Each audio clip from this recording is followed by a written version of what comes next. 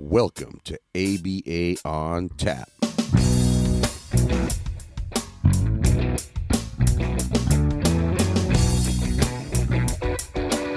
I'm Mike Rubio with Dan Lowery.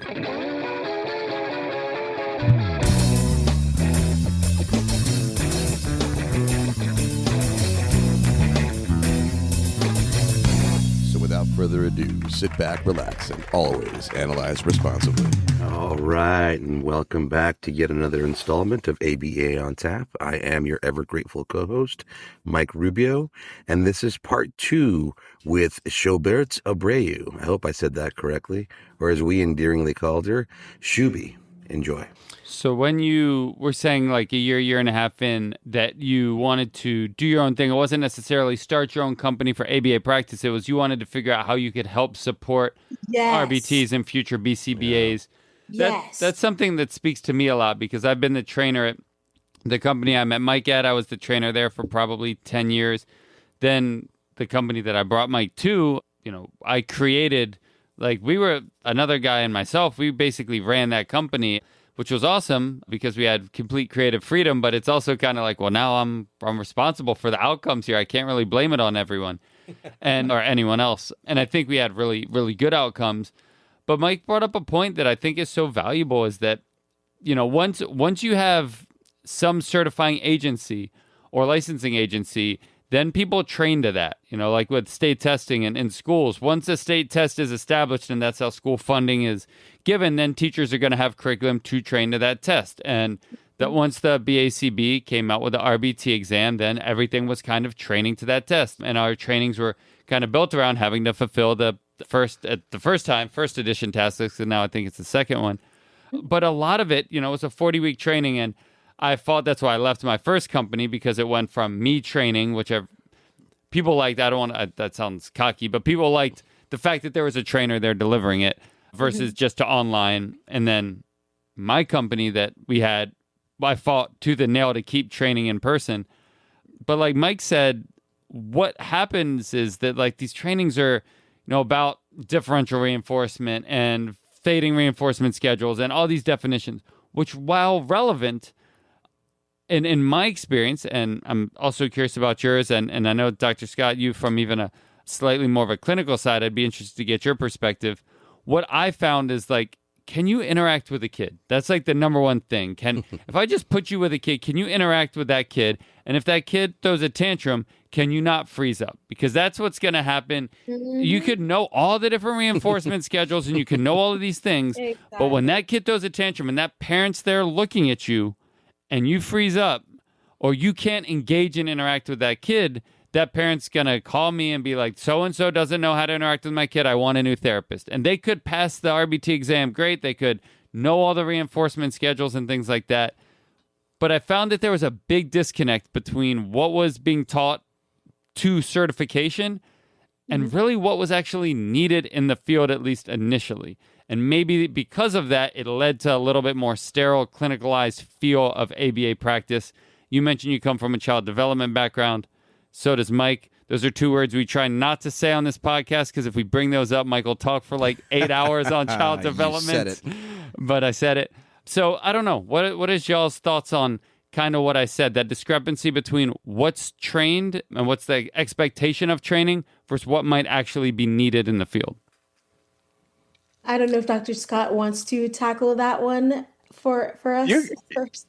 I could always talk on it, but I think both of you all should. And you developed the training, Zoe, so maybe you could talk on it first, and then Dr. Scott and Mike or whoever else.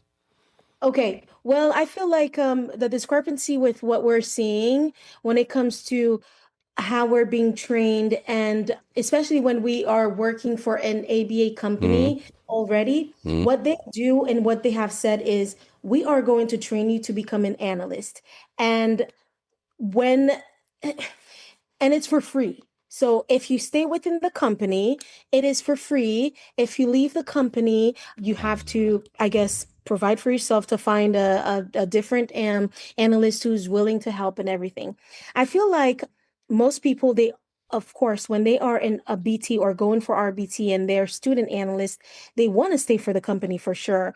What I've seen happening is At times, the analyst is helping that student analyst complete their hours, whether it's restricted, unrestricted, they are doing that. And I tell student analysts all the time, please make sure you have more than one, not just one analyst, because that one analyst can leave or something happens and they're like, you know what, those don't even count. I've heard stories where you work for the company, it counts. You don't, then I'm not signing off on anything that you've already done. This is so outrageous. The things I've heard happening.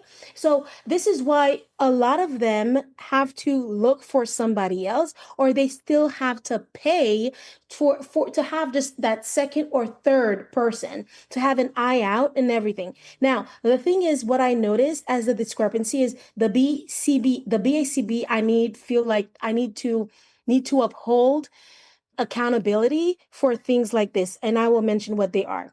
The BACB says that RBTs / student analysts, they're the ones who need to make sure that they're held accountable for their hours, for them to be done, for you to know and to go to an analyst and say, hey, you need to sign this for me. Hey, I need this, I need to get done. I think this is outrageous. I think it doesn't make any sense. It never made sense to me at all.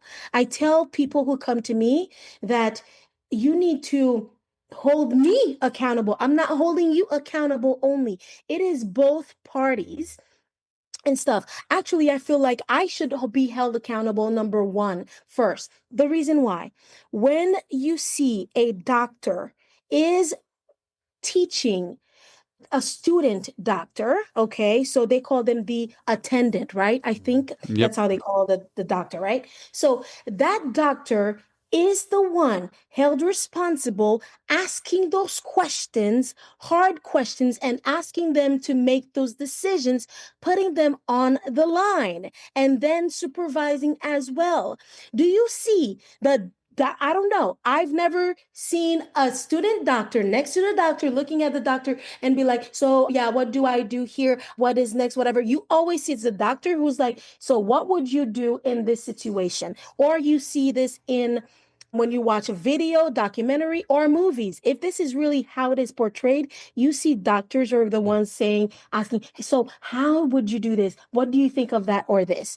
Why is it that the RBT / student analyst has to be the one to remember, who barely knows what's on the task list, what is written? They don't even know much. They probably have only taken 2 to 3 classes, that they should be the one to tell me, hey, by the way, can you please teach me this? You have not taught me that. Or by the way, can you please sign this? You haven't. Or by the way, I should be doing the research as an analyst, knowing, okay, this is what I need to sign for them. This is what the document looks now. This is what I did last week, and I need to teach this week, not me chasing down my supervisor / mentor that, hey, can you please teach me about all the differential reinforcements, about all the back cage? No, I think all jobs, companies, the way I'm doing my business, the way we are doing it, we have something that we follow. All of those ones who are supervisors, who recorded their name, registered their name in the BACB, they need to be the one to be like, hey, meet with me next week. We're keeping this going for this amount of time, and that's what I'm teaching you next.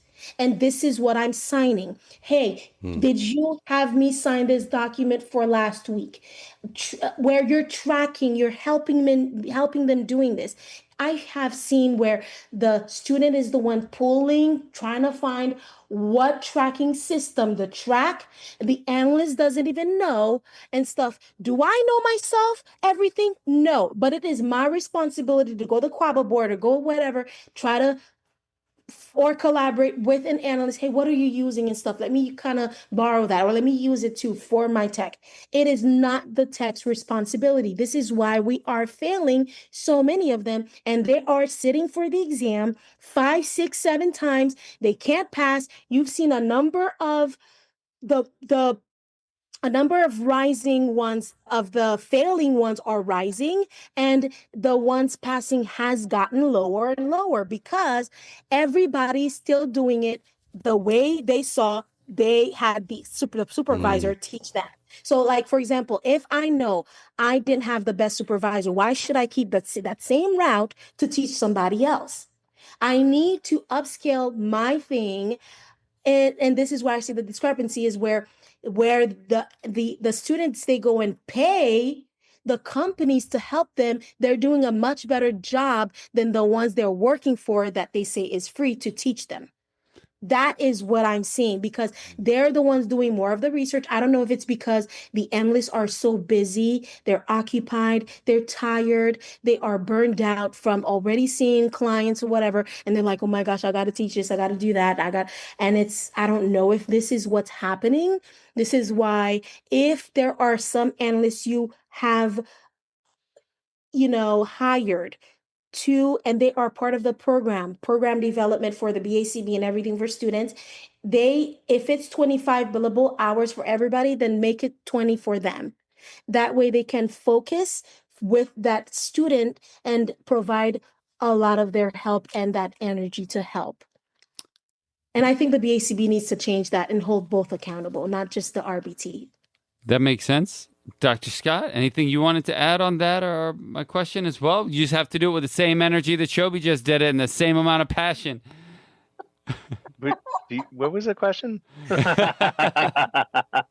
Yeah. I think we were talking about the difference between taking things out of out of the classroom, and that what that looks like differently, in practice. And I guess being in both places, because I teach too. So, I'm a professor at Temple, and I teach undergrads and I teach graduates and I teach behavior science classes, for them to get, this is a verified course sequence so they can get their BCBA cert. But I don't teach for them to be BCBAs. I teach the science of behavior. And what they do with it is completely different. And I really have to teach that way too, because especially an undergraduate, because you don't know if that person is going to be a BCBA. I have speech therapists and such, that are in my class, and people with different majors. So, I'm teaching this science that they can use in a lot of different places, not just, working with kids with autism. And I think that's what the BACV is mostly focused on trying, to do right now. They're trying to certify certificates, people to work with kids with autism. And I can understand that's where the money is. It's just not what I was all about. But I do see, it's funny, like, because my clinical practice is in mental health. So, but I still will have clients with autism, and I use very similar interventions, token reinforcement, and I train parents to use the token reinforcement and such like that. Wait, Mike, wait a second. Hold on. Who said you could go? Dan, did you say Mike could leave? He's not allowed to just get up and leave like that. I'm in the middle. How is he going to know what happens? I know he doesn't listen to the episodes. All right, now we talk about the Eagles winning the Super Bowl. Oh, yeah. Okay, now we can talk about. It's funny when you said, "Oh, if there's anything you want to take out," but then I asked you guys about that time. You asked me like, "Oh," or Mike asked me, "What would you do to help the Cowboys win a Super Bowl?" And then I went on for like 5 minutes on what I would do, and I was like, "Oh, maybe I should ask them to take that out because I really don't want the Cowboys to win a Super Bowl." Mike is a big Cowboys fan, and I'm a big Eagles fan. And the Eagles and the Cowboys, they don't get along. They are opposing forces. It's kind of like if you have a magnet and the north and south, and you're trying to put them together, and it doesn't, and they like repel. You know what I'm talking about? Yeah. Oh man. So let me ask you. I want to kind of go back. So, Shubi, what you were saying, so you did that, then you wanted to support people with their training and kind of getting to their next step. And it's funny, Mike has a great statement that I like, that practice doesn't make perfect, practice makes habit. So it makes me think of what you were talking about, how we just practice one way of training people and then the next person does the same thing and the same thing and the same thing, even though it's not necessarily better. So then you created your website, Behaviour Lifestyles, right? Is that correct? BehaviorLifestyle.com.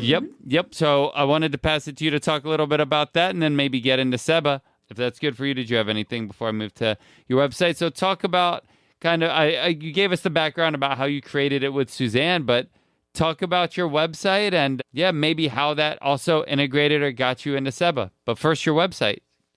Yeah. Well, yeah, with the website, this is why I actually went along and I said, okay, let's do something different. I don't really even want to have like a company unless if I have a company, I feel like I have a vision in the way it would be different because I think how I would do it is hire an analyst and this analyst can focus on program development. They can still work with children as well and provide services and still build the 155, but I would not tell them to bill a 25 billable hours. I think I would have them bill a 20 and then they can use that other 5 for the rest of the week just to focus on things like that. And so I feel like with the way I did build and that company and it came to my mind, I was like, you know what, it's just so I want to do something different. And I wanted to get a lot of traffic of people when I post, this is how different we are, this is how you're going to learn, this is the new thing you're going to get, and stuff like that. Some people are still like, you know what, hi, I'm getting this for free in my company and I'll stay within my company. And they don't realize that at times going outside or having more than 2 to 3 analysts actually help. You don't want to stick with only having one. I don't recommend it at all. You need to have a backup plan and have more than one, at least 2, and so even 3 if this is possible. Now, this is how Suzanne came into the picture where because I'm on LinkedIn and I do see people and everything, somebody gave me Suzanne. Somebody was like, you know what, this person's a consultant and this person can help you with your website and help you along the way. And this is how I contacted her. And I said, hey, someone told me to contact you. And I gave her the person's name at the time. It's been a while. And Suzanne was like, wow, this is amazing. And she helped me along the way with building everything, having like pretty much like a task analysis breakdown of Sure. the steps and everything of what you really need, the components to build this and get it going, the brand and sticking to it. She even actually created something for me where when I post a certain type of way, like say I want to post something on LinkedIn, she reformatted how the flyer should look like for this, for how it should look like for if I get on Instagram, because it's not one size fit all and everything with them. They have different dimensions and everything. She did all of that for me. And this is how, we kept in touch. And now she's also with, on, ABA on tap. And this is how, she was like, hey, I know Schouberte's part of SEBA. She's in SEBA with other people. And she was like, hey, how about you come and speak with something like this based on what you're doing? And actually, Suzanne did register with SEBA in the beginning a little bit. And I believe she's still part of it, like as in she'll show up more for the meetings. She's not an officer, but she'll show up for the meetings. She'll root for us. She will like, repost, share. And I like the type of engagement in that we still keep that connection going. Although she is not helping in terms of building brand or helping me to continue to grow a behavior lifestyle, but she's helping me as a person to continue to grow by still, with the engagement, still coming and being part of SEBA, coming into the meetings, providing her input and all of that. Awesome. So you mentioned how she got involved and that you need a little help with the website, and you mentioned that you had the desire to have the eagle over the book. What was your vision with Behavior Lifestyle? Like what the website, the platform, was it basically to help? The training piece, is that kind of your vision of you wanted to get your name out there so you could help people pass the exam? Yes. Is that kind of where it came from? Yes, to help people and make sure that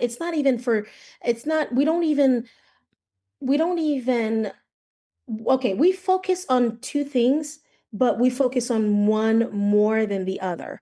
So we focus on making sure that the person can get those hours, the student analyst, they're getting those hours, extra help that, hey, I feel like I have reached 1,300 hours and I need more.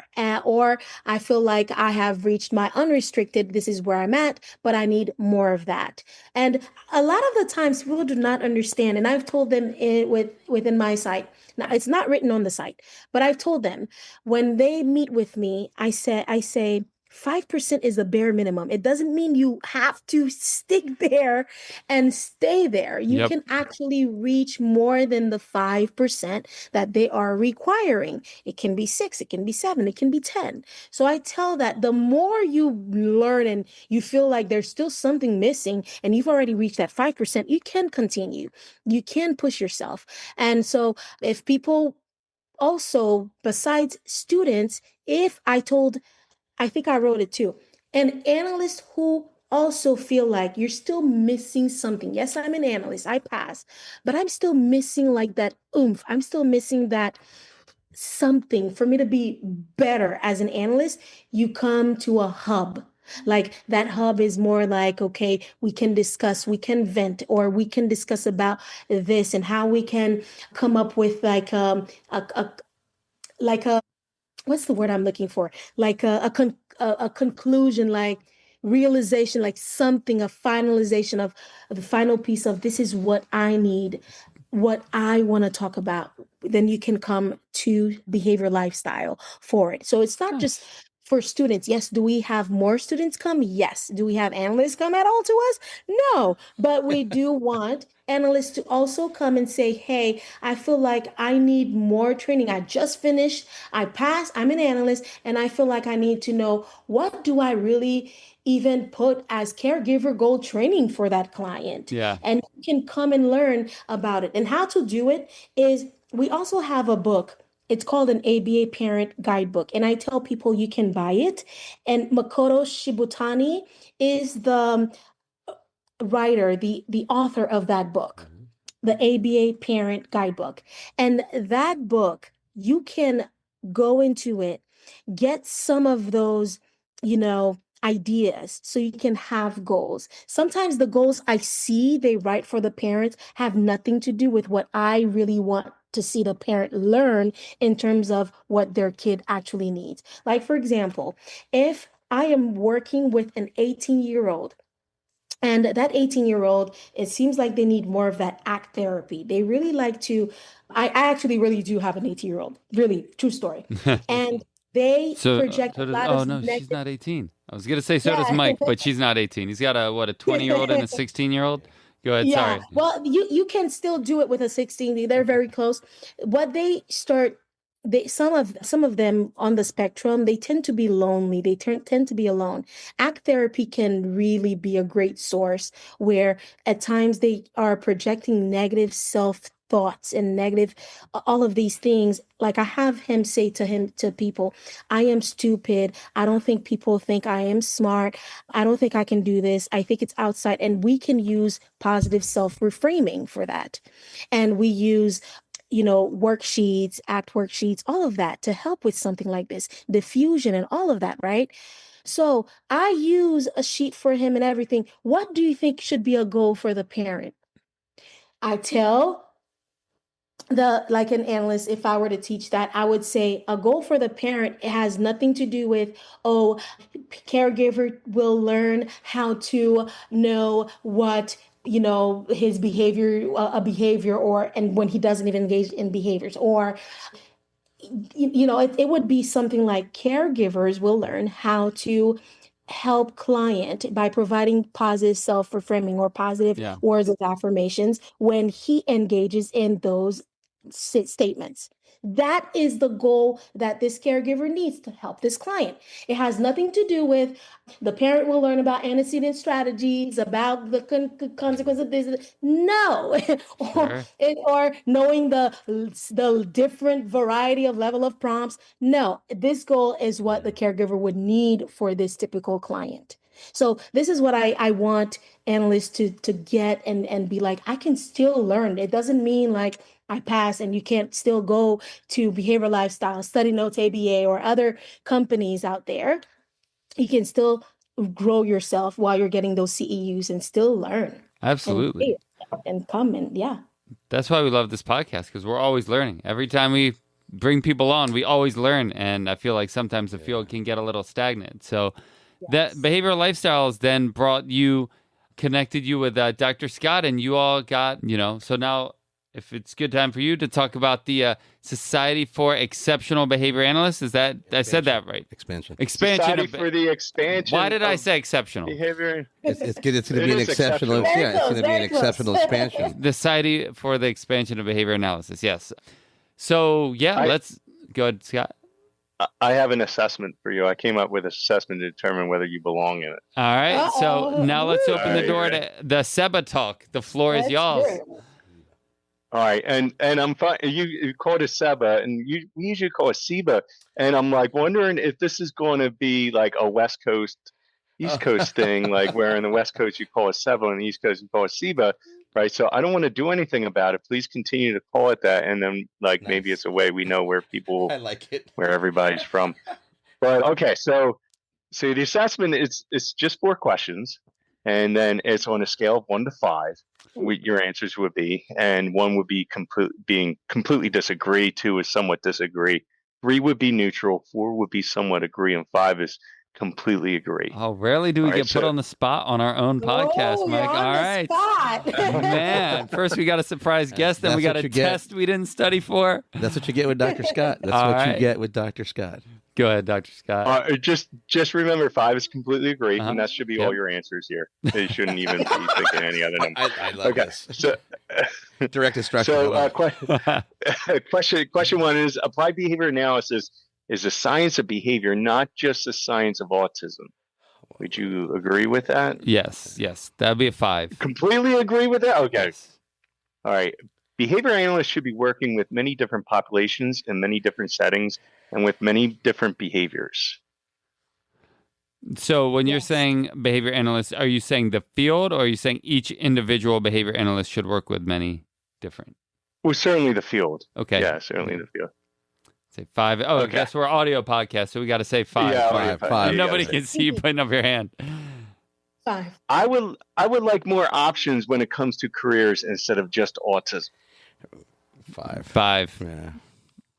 Okay, and the last one, behavior analysis is a science that can change the world. That's a 6. 6. Yeah. So you guys scored 20 collectively. If you scored 13 or higher, it means you should join SEBA. Well, there it is. It's official. It's official. We're going to have to do it now. This is great. Yeah. Love it. I believe that puts you guys in the critical range, so it's critical that you join SEBA. I like this assessment.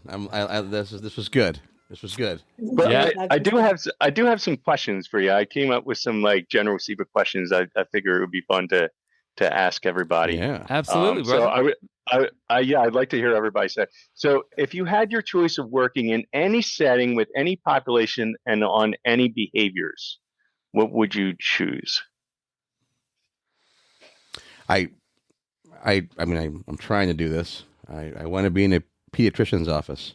I want to be in some sort of pediatric practice where any one of those pediatricians in the practice could be like, oh, okay, I hear you. Here's our 60-minute consultation. I looked at this, and this on my end, and then go see Mr. Rubio down the hall on your way out about the bedwetting issue or whatever it is. I would want to be in a pediatric setting for all kids, cool. Not just kids with autism, obviously, but a lot of early pediatric issues that come up, as you guys may have heard, that take parents to the pediatrician, but those particular professionals aren't equipped to deal with those behaviors. So cool. Yeah, that's cool.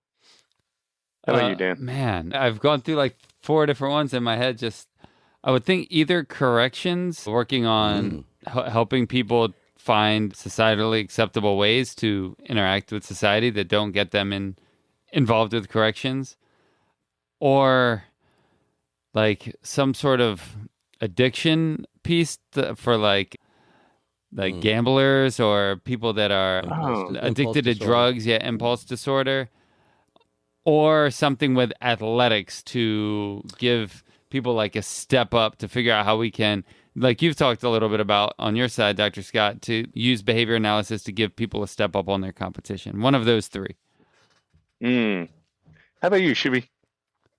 I see myself more in the pediatrics department because I think I've worked in the pediatrics department. I feel like I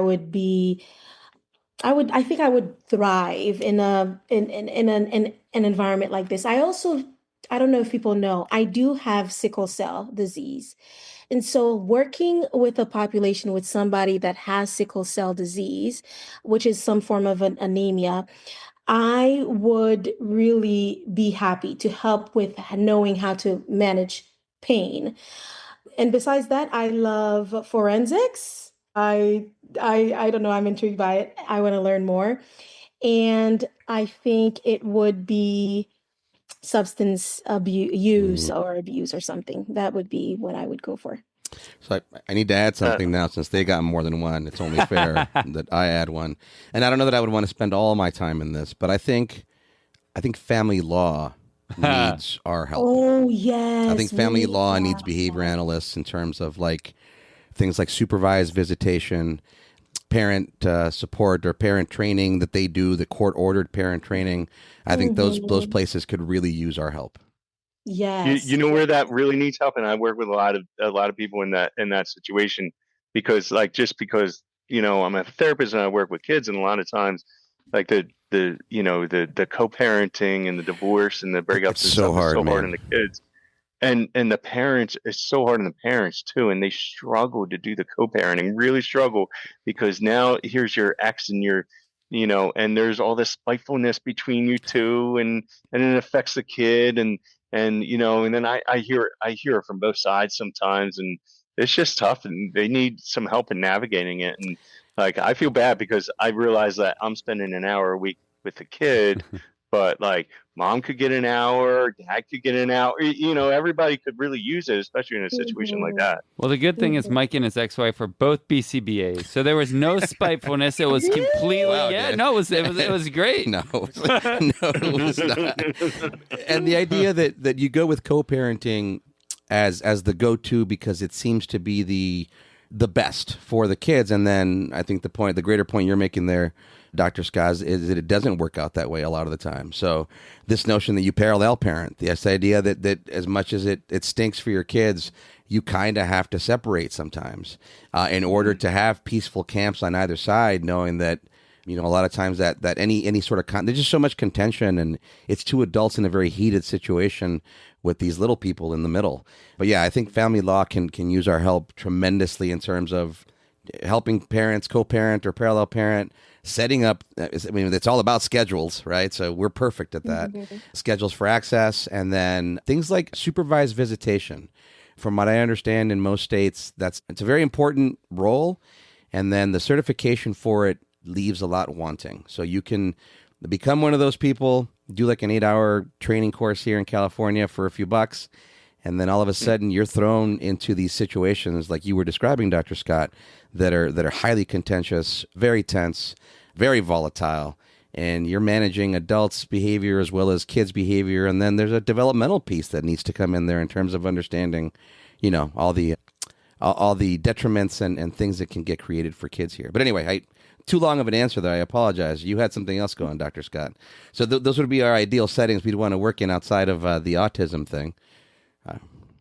That's I thought maybe someone would include autism. I wasn't sure, but that's really interesting. And we all met like that through autism, because we've all had that experience. It's hard to not have that experience when you're in this field. It's like always something that, like, even when you're out of it, it's almost like you're in it a little bit. Yeah. You know what I mean? Yep. And it's so funny. I really felt like that population chose me. Like, I did not choose that population. Like, did not get into ABA, like knowing anything about autism or anything like that. At the time that I got into ABA, this is before the insurance mandates and everything. Yeah. And, I got in it because of the science. But I guess for me, I'd really like to work with, professional athletes, really high performers, the best and the best. They don't have to be necessarily an athlete, but, someone who's like competing at the top, at the highest level in one thing or another. I think that's like interesting. And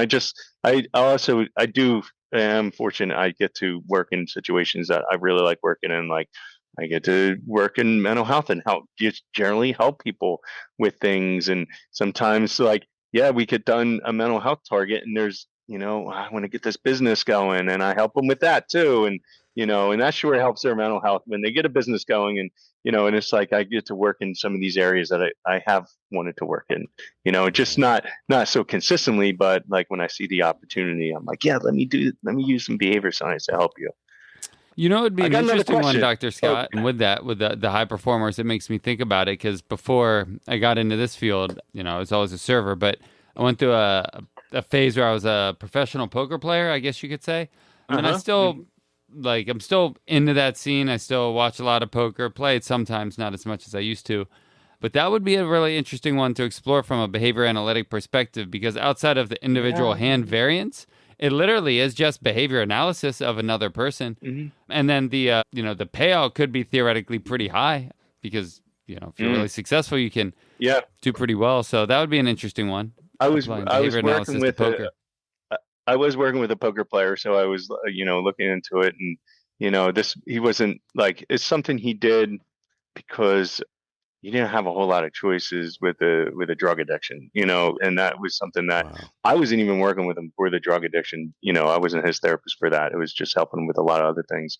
But some of the things we were looking at, we were definitely talking a lot about like decision making and things like that. Burnout was another topic that came up a lot because he was on the, trying to play a lot, we were talking about like, all right, get into a lot and like how much he should, be betting for and looking at his money roll and how things are going money wise. And, how about success in these tournaments? All right, if you're not having a lot of success, are you just jumping on another table? Because you haven't been playing too well right now. So maybe you shouldn't jump into another cash game right now. Just because you've lost a couple games in a row doesn't mean you should bet more money. You know what I mean? And like that decision making is like a big part of it, and like you have to have that sound decision making. When you don't have that sound decision making, you have money on the line. You got to know that you're not making these sound decisions and either take a break or do something about it. I think that's an important part of it. But certainly like how you're reacting to other people. I also like looking at I thought it was really interesting. I play poker too. I thought I wouldn't look at my cards until like the very end, right before I had to look at my cards. That's when I would look at it. So no one would get a read off of me. But how long people, if you're looking at online poker and you don't really know, someone might be distracted or something, but how long people take on their turn, and is there consistency there? And are they doing something? Are they taking a while? Because if they're taking a while, they're considering something. And if they're considering something, they might have something in their hand, or at least something that plays that relates to what is going on, or maybe they just got distracted tying their shoe and it took them a few seconds to, to hit the button on online poker, So yeah, a lot goes into it, but I've been looking into behavior analysis of poker. There's definitely ways we can help people there. Awesome.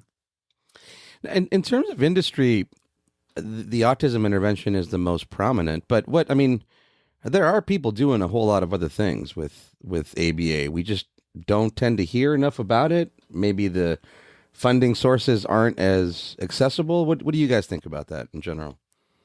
Well, there's a part of it where there's the industry advantage. You don't want to give a competitive advantage, to others. So yeah, there's behavior analysts working here and there, and sometimes I could tell with a professional sports team when there's behavior analysts working with them. I could see, some of the things they're doing, and I could tell. And it's like, all right, well, are you going to be reading about that in Java? And I would say, no, you're not.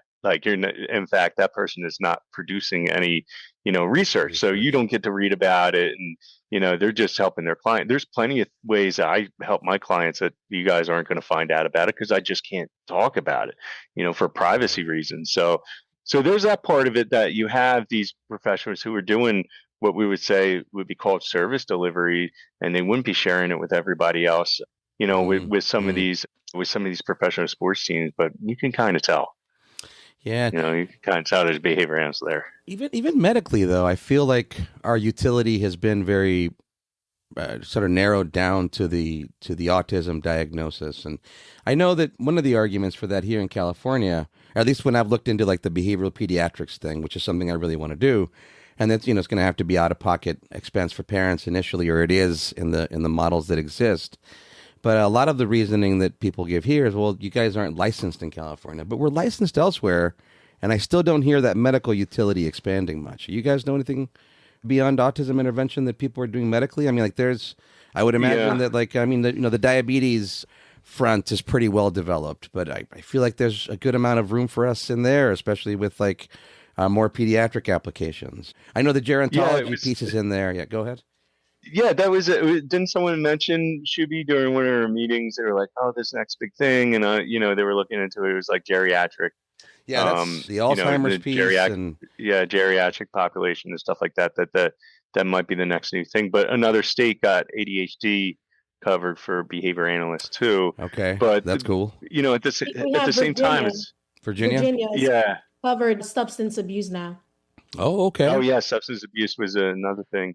Right on. That's great. But at the same time, it's kind of like, all right, well, that's good, but does that mean if you're a BCBA, you could just work in substance abuse? And it's like, all right, that's where things might get really dangerous, right? Because we do have this certification, and the certification is very like autism, centered. And my big thing is like, I didn't want to just work with kids with autism just so I could not work with kids with autism. I felt like that was ethically questionable if I did that. You know what I mean? Yeah. So, but that's how you get your hours mostly. And if you're trying to get your hours other ways, it's hard. You have a hard time doing it. And then in these other settings, it's like, is that BCBA cert the right cert? You know what I mean? Like, is that would that be the right cert for me for doing acceptance and commitment therapy? And I feel like, no, right? Is that a behavior analytic intervention? Can you do it better if you're a behavior analyst? Yes. Like you want to have a behavior analyst who does acceptance commitment therapy, but is that the right certification for someone who does that? No, the right certification would be like licensed practicing counselor or licensed psychologist or something like that. So then we got a problem with where we have this intervention coming from one field, right, that doesn't have the certification for it, but is useful in another field. So you can see some of the reasons why we need SIBA right now. We want to expand.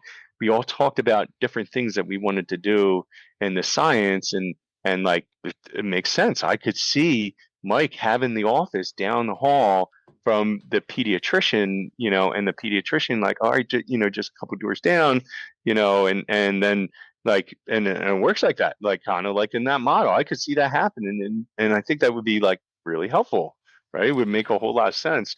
But getting there, like we're not there yet. We certainly have to, we have to expand, and it's actually very few of us that work in other areas. It's something like 80, somewhere in the 80%. Actually, I have it written down. It is 82.64% of BCBAs work in autism, so that leaves just a small percentage, 17%, that work outside of autism, and that minority needs a voice. It needs a voice that can fight for it and something that can push policy for it, because it's not going to get done by the majority. The majority is already getting paid. We're talking about areas that someone needs to stand up, or a group needs to stand up and say, hey, we can help here too. We can make a difference here too. Let's make that happen. Let's make it so we can make a difference. Even just making something more visible, whatever the other, 17 and change percent is that are doing something different.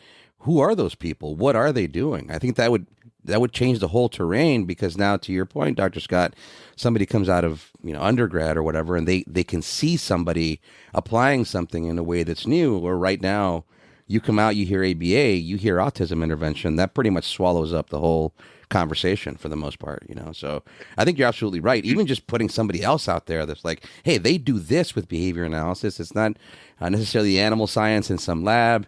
It's not just autism intervention, but it's all these other things, so that whether it was sports performance or on pro sports teams or some other avenue that would make it a viable livelihood for somebody.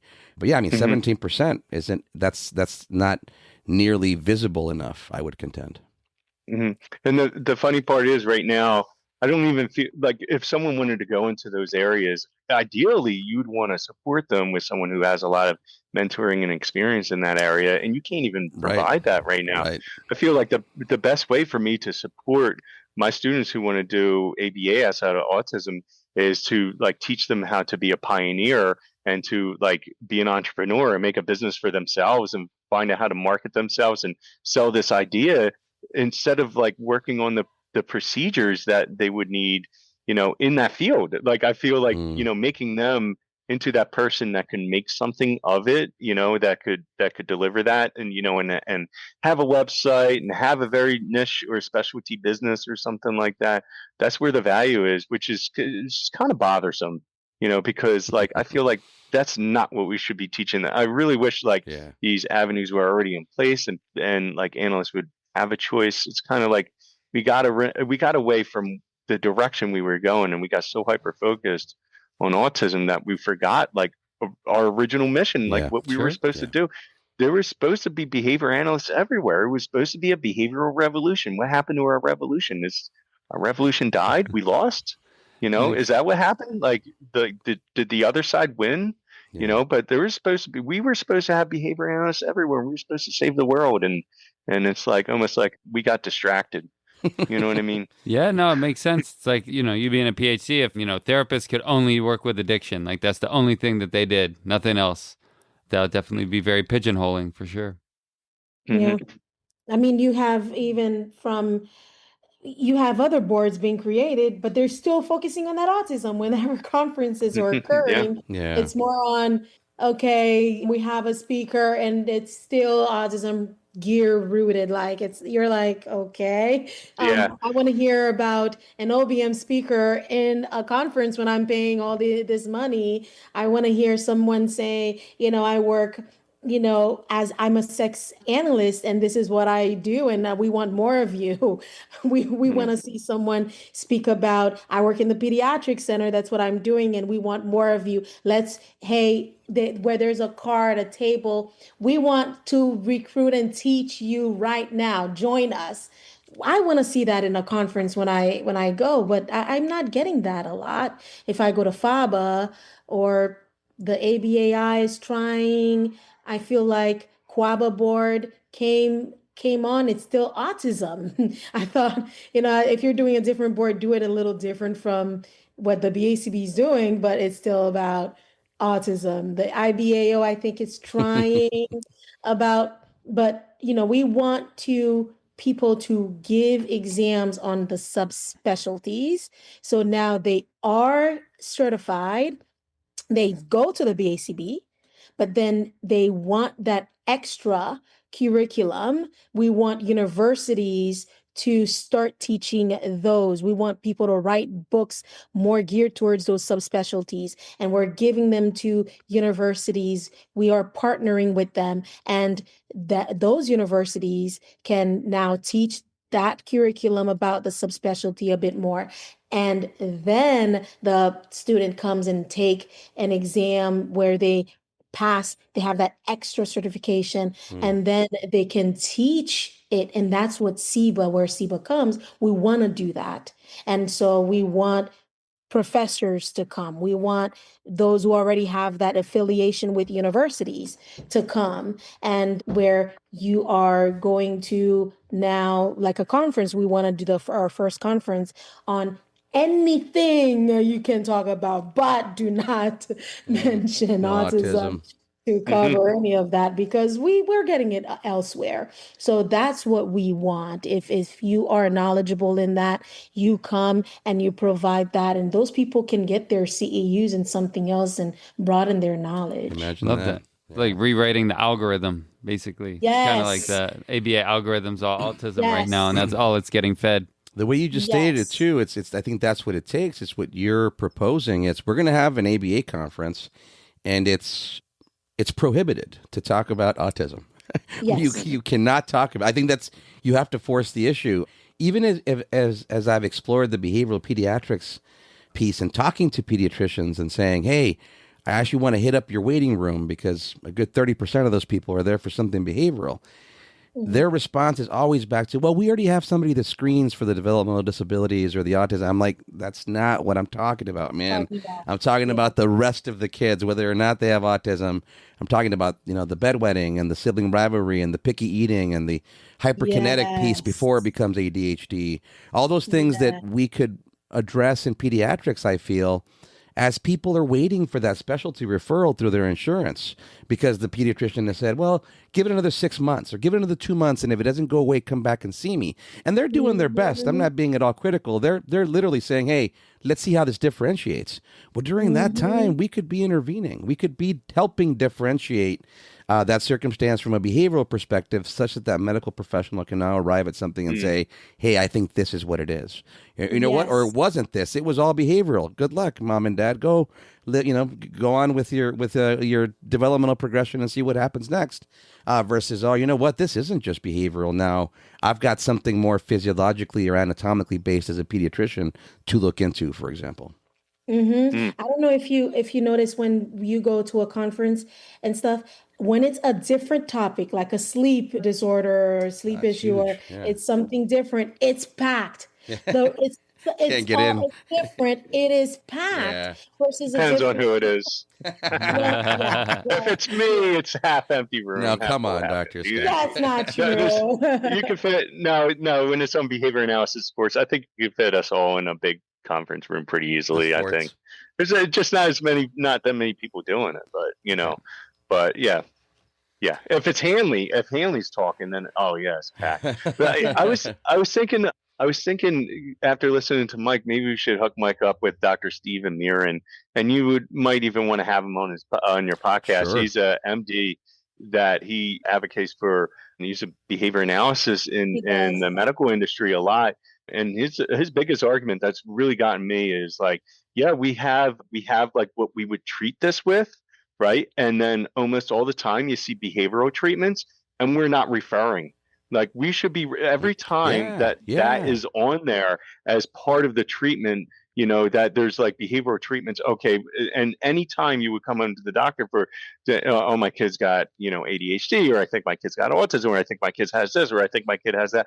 Anytime you would go into the doctor, like the doctor, his first line is not for the pharmaceutical. The first line of treatment is always going to be behavioral. Right. So like, why aren't we getting tons and tons of referrals from these doctors when that's in their directives of how to treat that? That makes sense.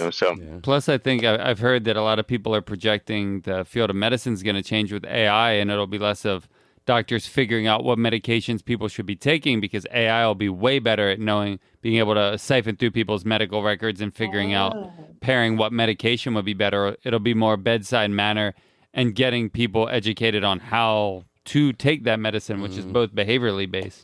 Yeah. Wow. Yeah, the neuropsychopharmacology part of it is something we haven't explored either, like, kids on medications. That's because we can't fit that title in a... but the therapeutic effects as well as the side effects, it is. The therapeutic effects and the side effects both have behavioral components. They would both be managed behaviorally, right? So how often do you have a parent say, hey, when you went on the stimulant medication, my child was doing great, but they're chewing on their shirt, so we discontinued it. Well, wait a minute. They were doing well, but they were chewing on the shirt. Maybe we could have addressed that pretty easally. Yeah. It's really funny. That just happened. It just happened to me yesterday. It's so funny you say that, Mike, and it just happened to me yesterday. Actually, I guess technically it happened last week, but I had the client again. And just to let you know, the behavioral intervention was successful, and there are no new holes in his clothes this week. Okay. I'm just saying. Look at that. I'm just saying. We got a great treatment worked, and it was just positive reinforcement. That's all it took. That's all we made a deal. If he comes out of school and he's got no holes in his clothes, then he gets ice cream. right? And we all shook on it, and that was the deal, right? And then, and that's what happened. And the funny thing is, co-parenting difficulty. Dad picked him up one day, didn't know.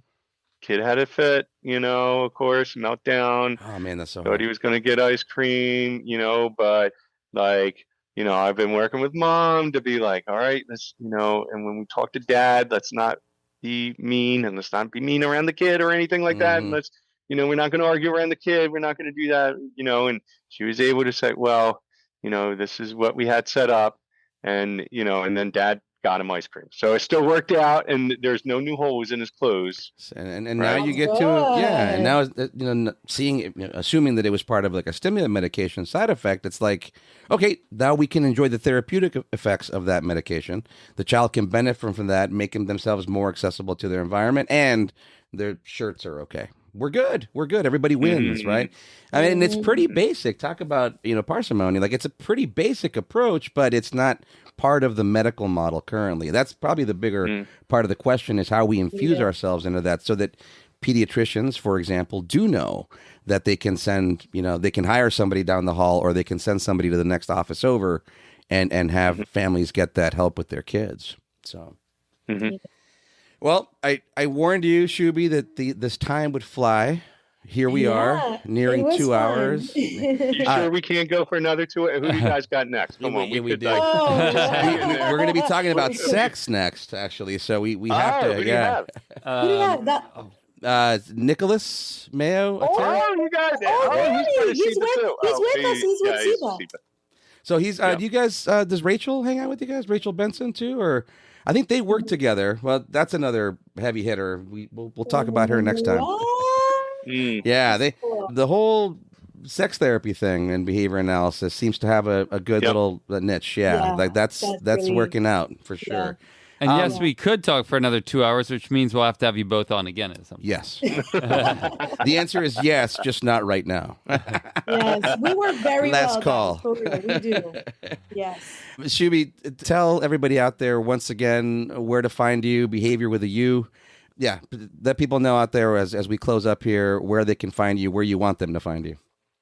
Well, it's funny I say, forget about my small business. I want them to find me on LinkedIn, Siba. Cool. You can go to Instagram, type in official Siba board, and you'll find on us on Instagram. If you go to LinkedIn, is the whole Siba word. So you're going to have to type Society for the Expansion of Behavior Analysis. You'll see us pop up. You can also follow me, just my name, Shouberte Abreu.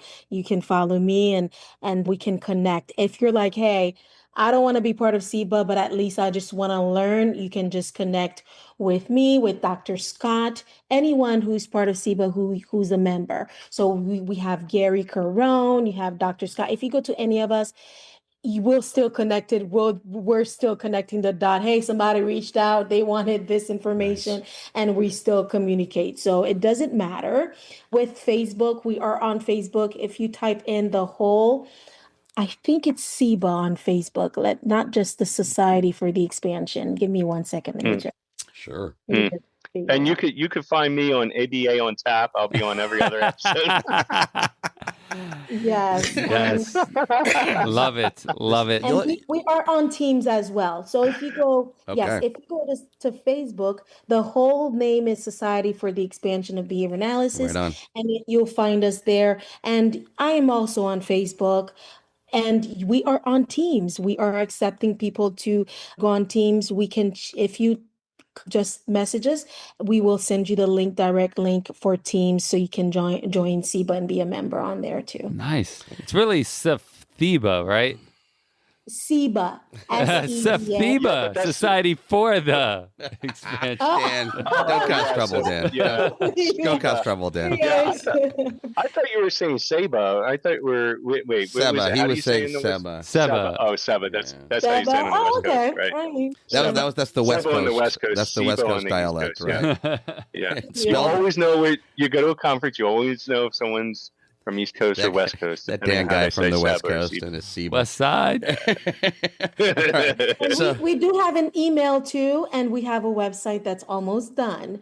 So Right. people can even start. Oh yeah, checking check out our us website. on our website, sebaimpact.org. And we'll put that in our link. SEBAIMPACT.org.